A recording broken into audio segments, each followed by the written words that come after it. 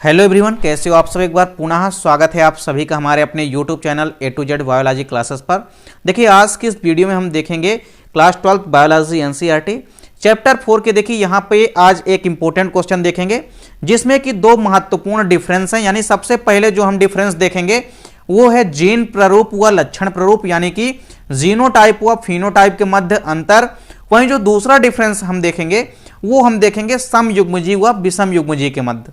सबसे पहले देखिए जो पहला हमारा डिफरेंस है वो है जीन प्ररूप यानी कि जीनोटाइप और फिनोटाइप पे। तो लक्षण प्ररूप व जीन प्ररूप में क्या डिफरेंस है सबसे पहले हम देखेंगे। तो चलिए सीधे वीडियो को स्टार्ट करते हैं। देखिए यदि हम जीन प्ररूप की बात करते हैं या जीनोटाइप की बात करते हैं, देखिए आपके यहाँ पास के दोनों जो डिफरेंस हैं वो मेंडलवाद की पारिभाषिक शब्दावली से संबंधित हैं। यदि इसके पहले आपने मेंडलवाद से संबंधित पारिभाषिक शब्दावली की वीडियो देखी है तो डेफिनेट रूप से आपसे दोनों अंतर काफी इजीली आपको समझ में आ जाएंगे। चलिए सबसे पहले यदि बात करते हैं जीन प्ररूप की, तो देखिए जो जीन प्ररूप होता है यह जीवों के जीन संगठन को व्यक्त करता है। अर्थात जीन प्ररूप जो है जीनों की संरचना को व्यक्त करता है, यानी संगठन को व्यक्त करता है। अब देखिए यदि लक्षण प्ररूप की बात करते हैं फिनोटाइप की, तो लक्षण प्ररूप में आपको याद रखना है कि यह किसी भी जीव के आकार, प्रकृति, रंग व स्वभाव आदि गुणों को व्यक्त करता है। मतलब लक्षण प्ररूप किसी भी जीव के बाह्य आकार की लक्षणों से संबंधित होता है।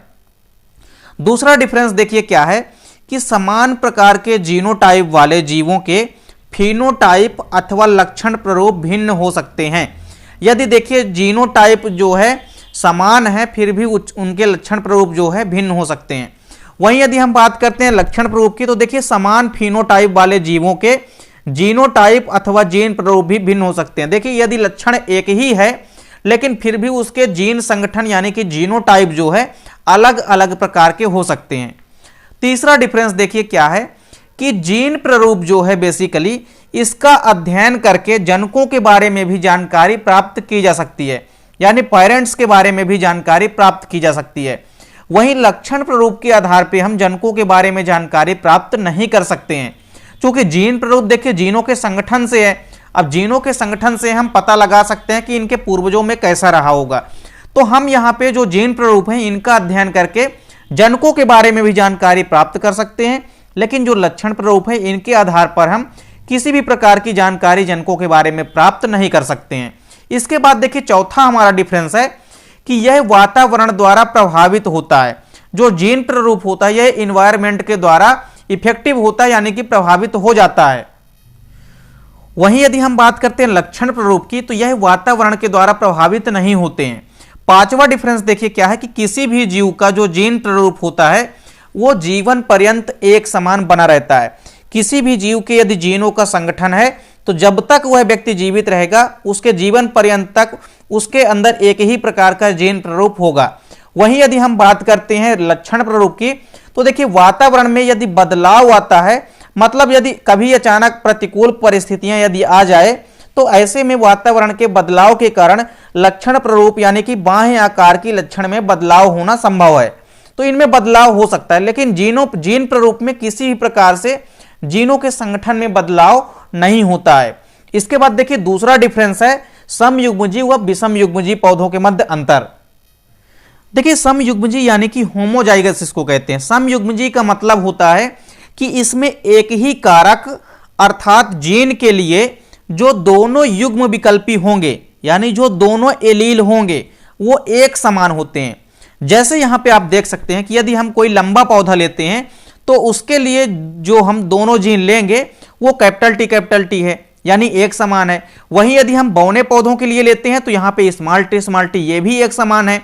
तो यहां पे आपको समयुग्मजीव का मतलब क्या है कि यदि हम कोई एक लक्षण लेते हैं तो उस एक लक्षण के लिए यदि जीनों का संगठन, या आप ये कह सकते हैं कि यदि हम किसी एक लक्षण के लिए दो जीन ले रहे हैं तो उन दोनों ही जीन में यदि जीन कैसे हैं आपस में समान प्रकार के हैं तो उसे ही हम क्या कहते हैं समयुग्मजीव कहते हैं, यानी हम क्या कहते हैं होमोजाइगस कहते हैं।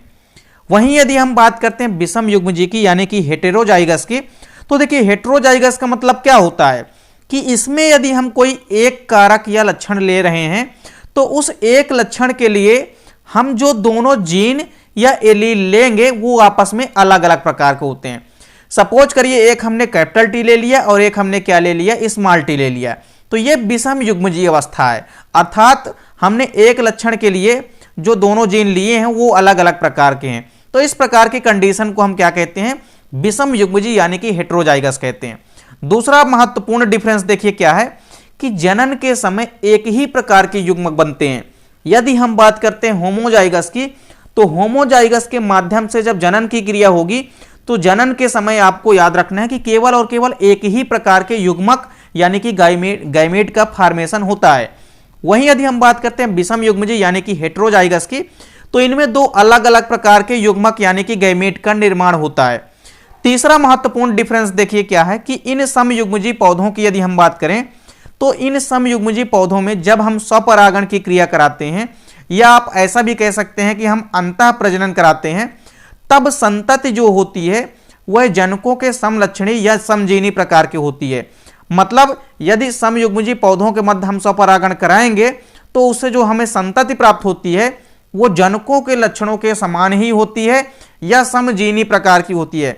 या तो जीनों के लक्षण में समान प्रकार के होंगे संतति जनकों के समान, या तो आप ऐसा भी कह सकते हैं कि जो जनक होते हैं उनके जैसे ही जीन होते हैं उसी प्रकार जीन जो हैं पुत्री कोशिकाओं यानी कि संतति कोशिकाओं के भी हो सकते हैं।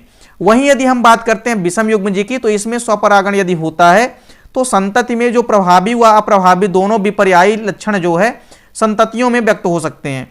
तो स्वपरागण यदि हम कराते हैं किसी भी हेटेरोजाइगस के अंदर तो उसमें प्रभावी व अप्रभावी दोनों प्रकार के ही संततियों के व्यक्त होने के लक्षण होते हैं। तो इस प्रकार से देखिए जीन प्ररूप व लक्षण प्ररूप में अंतर, साथ ही साथ समयुग्मजीय व विषम युग्मजीय में अंतर, दोनों अंतर आपके पेपर के पॉइंट ऑफ व्यू से काफी इंपॉर्टेंट है। उम्मीद करता हूं दोस्तों वीडियो पसंद आई होगी। दोस्तों वीडियो अच्छी लगे तो लाइक और कमेंट जरूर कीजिएगा, साथ ही साथ अपने दोस्तों के बीच ज्यादा से ज्यादा शेयर कीजिएगा। और इसी प्रकार यदि आप पूरे के पूरे चैप्टर के इंपॉर्टेंट क्वेश्चन की यदि वीडियो प्राप्त करना चाहते हैं तो आप हमारे चैनल को सब्सक्राइब कर लीजिए। मिलते हैं दोस्तों नेक्स्ट वीडियो में, तब तक के लिए जय हिंद, वंदे मातरम।